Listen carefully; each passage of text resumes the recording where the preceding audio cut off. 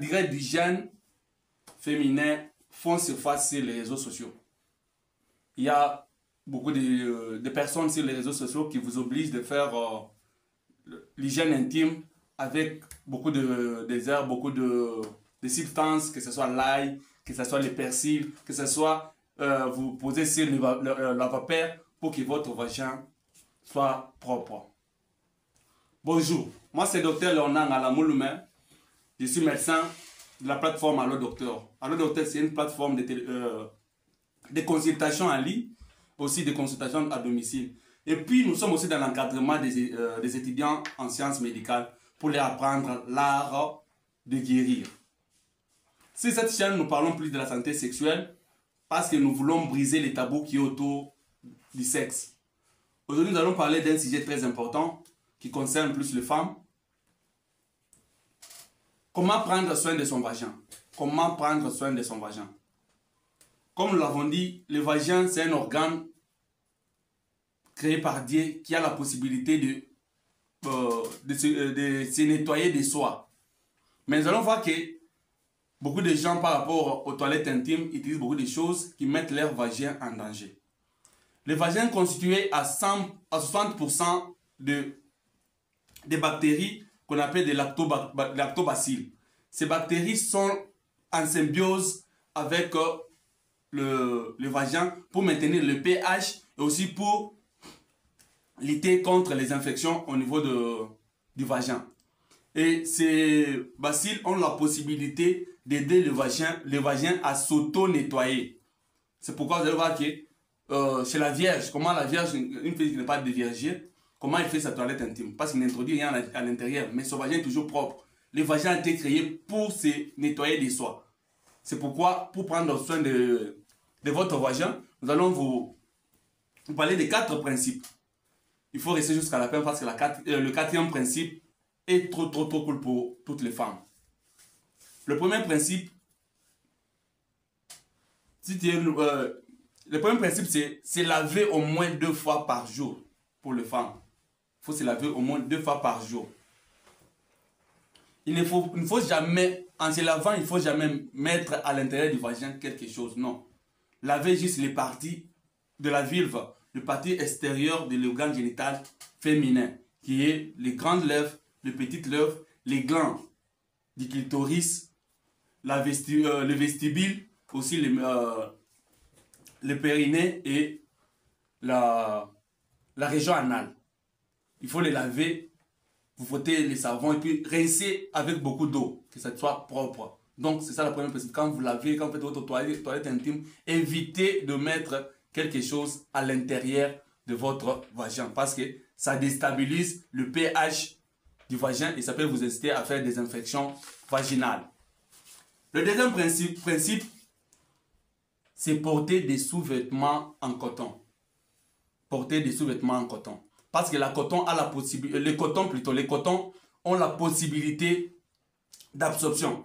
Donc peut-être quand la fille, vous allez uriner, quand il y a des sécrétions au niveau de l'appareil génital, le coton absorbe ça. Mais si vous portez les sous-vêtements en tissu synthétique, ça veut dire que les sécrétions vont stagner et vous allez faire une auto-infection. En parlant des sous-vêtements, il faut éviter les sous-vêtements qui servent. Les sous-vêtements qui servent plus aussi. Il faut éviter aussi les collants, plus les pantalons et les collants qui servent plus. Parce qu'il faut laisser aussi le temps au vagin, à la vulve de respirer. Quand vous avez vos sous-vêtements, il faut les laver à la main. Il ne faut pas mettre les sous-vêtements dans les machines. Lavez vos sous-vêtements à la main, proprement à la main. Rincez avec beaucoup d'eau, que ce soit propre. Exposez vos sous-vêtements au soleil. Exposez vos sous-vêtements au soleil. Et s'il y a la possibilité, vous avez la possibilité, avant de les porter, il faut les repasser. C'est pour éviter que vous n'ayez pas des infections à répétition. Ça, c'est le deuxième principe. Le troisième principe, évitez d'utiliser les savons ou les gels antiseptiques. Évitez d'utiliser les savons antiseptiques ou les gels antiseptiques dans le vagin. Comme nous l'avons dit, le vagin a la possibilité de se nettoyer à l'intérieur de soi. N'a pas besoin que tu mettes quelque chose, comme vous dites sur internet, mettez ça, non. Le vagin a la possibilité de se nettoyer de soi. Donc, En vous lavant, évitez de mettre d'abord les savons à l'intérieur du vagin parce que le vagin en soi, il est acide. Quand vous mettez le savon qui est basique, ça va déstabiliser l'acidité, l'équilibre de la flore vaginale au niveau du vagin et ça va vous mettre mal à l'aise et vous aurez peut-être la possibilité, les germes qui étaient en symbiose avec vous-même peuvent devenir pathologiques parce qu'il y a eu des équilibres à l'intérieur du vagin. Les gels antiseptiques, il y a le fait qu'il dit des gels antiseptiques par rapport aux infections qu'ils ont, par rapport aux substances, peut-être en automédication où ça a été prescrit par un médecin. Les antiseptiques, les gels antiseptiques jouent aussi les microbes, ils vont tuer les microbes. Alors qu'à 60%, nous avons les microbes normales au niveau de la flore vaginale. Nous avons les bactéries qui sont normales au niveau de la flore du vagin, qui constitue la flore vaginale. Et en mettant les gels antiseptiques, ces gels-là vont agir aussi pour tuer ces mêmes microbes, ces mêmes bactéries qui sont bonnes pour le vagin. On va les tuer, on va les déséquilibrer aussi l'équilibre au niveau du vagin, l'acidité et autres, ça va se déséquilibrer et vous aurez sujet à faire trop d'infections, les infections à répétition. Quatrième principe, c'est par rapport aux poils pubiens.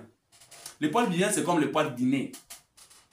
C'est comme les poils que nous avons au niveau du nez qui arrêtent le microbe, quand nous respirons. C'est ça aussi les rôles du poil pubien. Mais il y a beaucoup de filles qui arrasent au niveau du poil, ils rasent tout. Il y a ceux qui font l'épilation. Donc, au moins, il faut couper vos poils. Si ça vous gêne, il faut les couper, les laisser parce que ça a aussi un rôle protecteur au niveau de votre vulve.